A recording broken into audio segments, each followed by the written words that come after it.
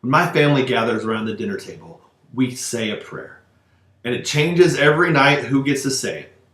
And oftentimes when my son Ethan, who's 3, says the prayer, it's long. He likes to go through and list every single individual he knows and thanks God for them. He will thank God for his grandparents and his aunts and his uncles and his cousins and mom and dad and sister and the dogs and his soccer team, and it can go on for quite a while. Somewhere along the way, he learned to thank God for the people in his life by watching others pray that way.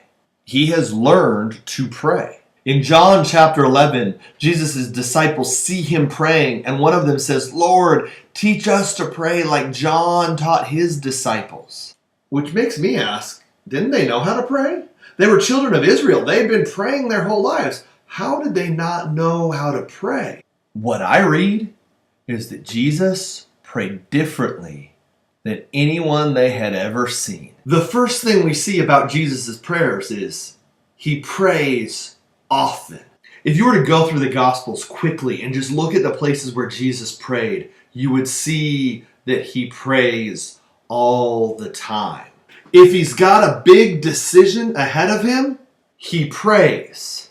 If he's had a long day teaching other people, he prays. If he's in the midst of a troubling time, he prays. The second thing you notice about Jesus' prayers is it doesn't matter who's around. Sometimes he will be alone and go off to a solitary place to pray. But sometimes he will be around other people and he will pray in the midst of them. And the third thing we notice about Jesus' prayers were they were bold. Right after being asked to teach them to pray, Jesus tells his disciples a story of a man who knocks on his neighbor's door in the middle of the night because he doesn't have food to feed a friend who's come from a long journey.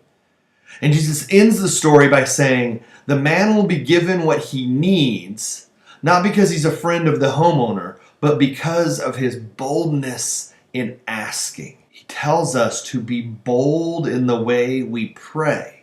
So Jesus' ways of teaching his disciples to pray and teaching us is to pray like him, to pray often, to pray alone and with other people, and to pray boldly. I hope this week you can pray. I hope this week you can be in communion with God. And I hope to see you very soon.